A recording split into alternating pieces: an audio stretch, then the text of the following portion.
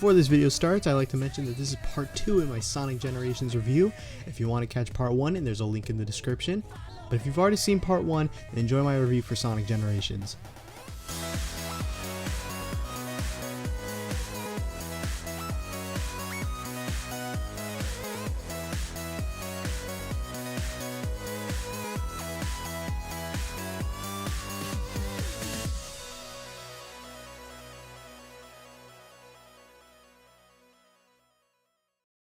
The following cutscene shows a cool interaction between modern and classic Sonic. Also, can't forget to mention Classic Tails is here as well. The whole point of this cutscene is to basically explain the plot of the game, but let's be honest here, I'm pretty sure everyone up to this point kinda got a standard understanding of the plot already, so this leaves the cutscene feeling kind of boring. Alright, it's time for my favorite section of the game, the Dreamcast era. Well, at least these two games were released on the Dreamcast. Just ignore Heroes for right now and just pretend it was released on the Dreamcast. But let's start things off with Speed Highway. Also, I said it before, but I'm gonna start each level with Classic Sonic instead of Modern, so no more cringy voice acting bits with Classic Sonic. God, what was I thinking? Okay, got sidetracked again. Let's talk about Speed Highway. It's good. I like it. Okay, well, there's more for me to say than just that. For one, the music is great. The stage is a blast to play through, and just look at this. I remember thinking this was so cool back when I was younger. I mean, Sonic riding a helicopter while holding a... whatever this part is. That's not a joke. I really don't know what this part is called. Like, this is just like the ledge. Also, Chow in Space reference, 10 out of 10 game right here. Game of the year. Hold on, what won Game of the Year back in 2011? What? Elder Scrolls? Well, that seems well deserved. No complaints here. Hold on, where's Sonic Generations? Wow. So, Generations wasn't nominated for anything. Oh, but Sonic Superstars gets nominated for something. Yeah, that makes sense. You know, on the topic of Game Awards, don't worry, this isn't a rant or anything, but while looking up the nominations for 2011, you know, trying to find out if Sonic Generations won anything, instead I found out just how stacked 2011 was for gaming. I mean, you got amazing titles like Legend of Zelda Skyward Sword, Pokemon Black and White, Mario Kart 7, Mario 3D Land, Batman Arkham City, and a lot more, but I don't really care about them at all. Also, it's crazy how back then there were awards for the worst and most disappointing games of the year. I don't know if this is actually true. I just kind of looked it up and found it on a, you know, site. But you know, so feel free to correct me if I'm wrong, of course. Wait, hold on. Oh good, Sonic Forces wasn't nominated for anything. Because if it was, it definitely would have won Worst Game of the Year. Wait, let's see what the other winners were for this year. Huh. Act 2, baby, let's go, and I missed a jump. Fuck! Okay, so there's a lot you can do the moment the level starts. For one, you can be a bitch and take the safe route. Sorry, that was a little rude, but you can just be a little noob and take the safe route. Or you can jump on this rail, or better yet, you can hop on the helicopter. You know, when the game feels like letting you. Listen, Sega, if you don't want me hopping on the copter, then don't give me the option to do so. The 3D sections of this stage are really good, but can't say the same about the 2D sections. Definitely the worst part about this stage. And the worst part of any Sonic game. Looking at you, superstars. Okay, that was a joke. Not really.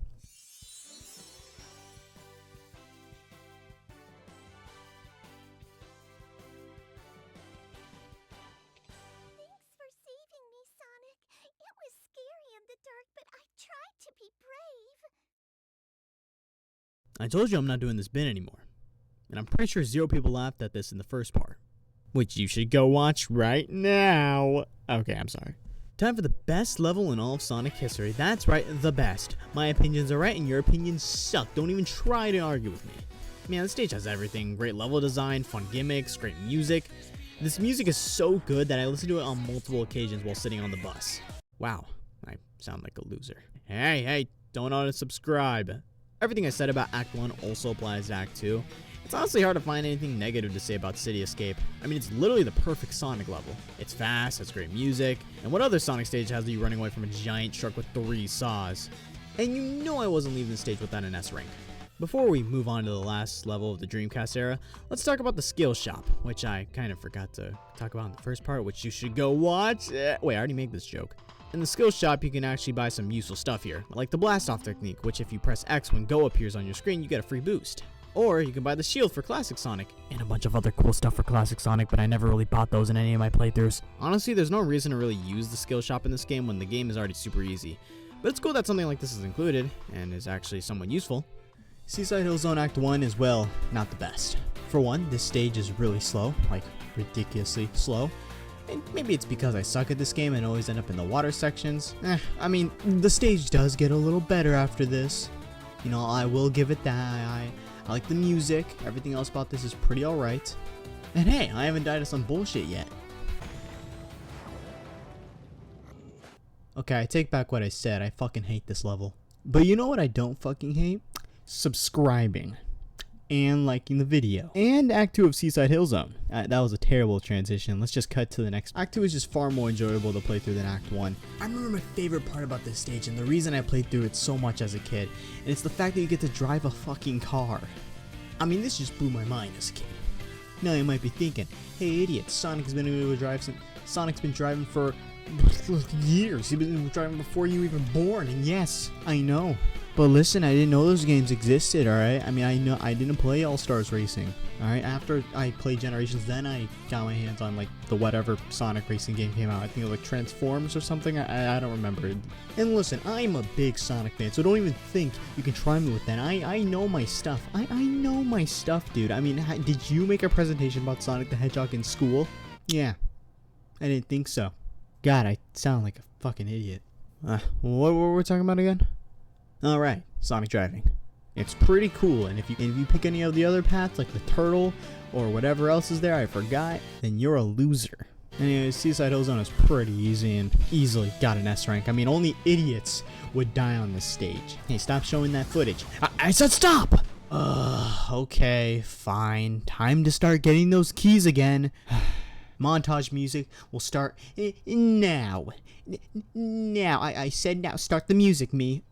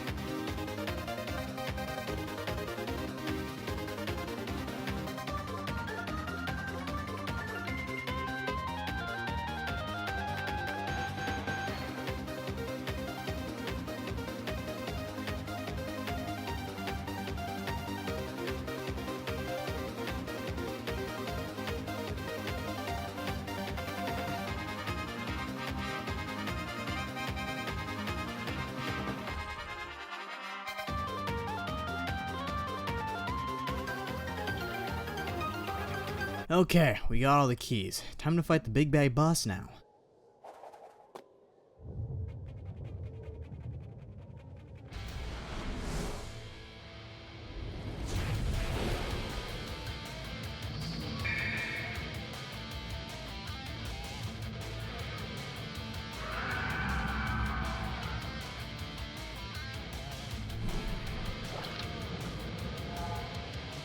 Do I even need to talk about this boss? I mean, just watching this footage back is just giving me chills. And listen to that music!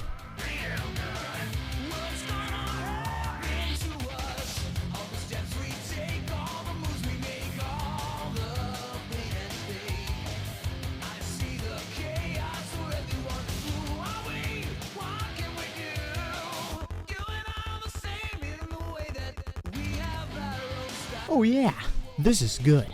The premise of this boss fight is basically to just get close enough to perfect chaos so Sonic can land a bunch of homing attacks on his horn. Or just one, not really a bunch. Let's just talk about how Sonic's able to easily defeat perfect chaos while in his base form. It just proves how much stronger he's gotten compared to how he was back in Sonic Adventure 1.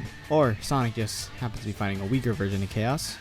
I don't really know the lore completely to this game, so feel free to correct me in the comments. Well, that's it for the video. Be sure to like the video, subscribe, and stay tuned for part 3, which will be coming out sometime. And I'm just kidding. You think I forgot about our boy, the one and only Black Hedgehog? Yeah, it's time for Shadow the Hedgehog.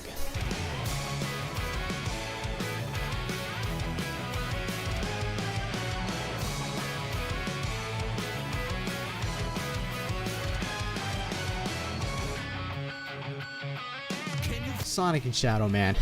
Anytime you see these boys about to throw hands, you know shit's about to get real. It's like seeing Goku and Vegeta fighting, you know things are about to get hype. The boss fight opens up with one of the coolest intros in any Sonic game. The gameplay itself is pretty cool as well. The premise of the fight is basically to collect 2 pink orbs. I don't know what these pink orbs are. They're just here. Anyway, you gotta collect these before Shadow can.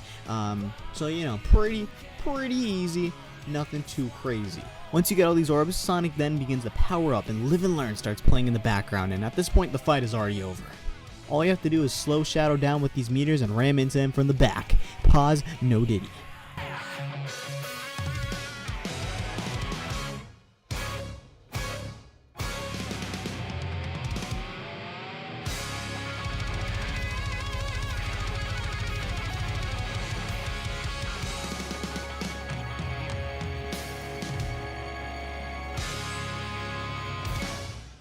I should also mention how every boss in this game has a hard mode. I don't go back to replay any of these bosses besides the Shadow one. And yeah, the hard mode isn't really that difficult. The only thing different about this boss is now you have to collect 3 orbs instead of 2. And somehow I had an easier time playing hard mode compared to normal mode, but that's just me. And well, that's the end for part 2. For real, yeah, this is the end. You know, I've covered the whole Dreamcast era. That is it. The next video will probably be the finale. We'll cover all the next 3 levels and the 3 boss fights, so it's gonna be a long one. I appreciate all the support on, you know, part 1's video. That did pretty well. I mean, you guys basically almost got that 2,000 views. You know, a lot of people seem to enjoy it. I got a lot more positive feedback than the Supersonic video. I mean, compared to views, Supersonic crushed it out of the window. I keep on saying Supersonic, it's Superstars. Anyways, I'm sorry this took a minute to get out. I appreciate it for all the people subscribing and, you know, seeing what seeing what my channel holds for the future, in which I obviously appreciate. So I will be getting part 2 out. Part 2's already out. I will be getting part 3 out very soon. I don't know how soon. By the time I'm recording this, I have not started part 2. I have not started editing part 2. So it's not really a good sign. But you know, part 3 will be out, I promise. Hopefully before the end of August, if I don't procrastinate like I did with part 2. Jesus, I uploaded that video a week into July, and then next week I'll upload the next one. I did not. It's now the beginning of August. I suck at this!